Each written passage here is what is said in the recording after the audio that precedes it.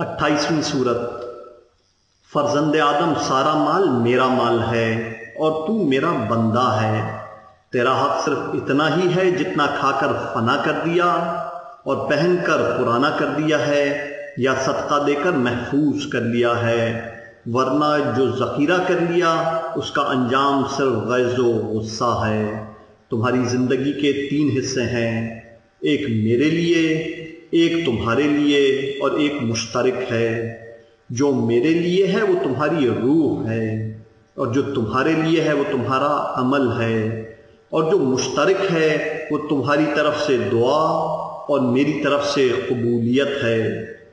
فرزند آدم تقوی اختیار کر تاکہ مجھے پہچان لے، اور بھوک برداشت کر تاکہ مجھے دیکھ لے، اور میری عبادت کر تاکہ مجھے حاصل کر لے۔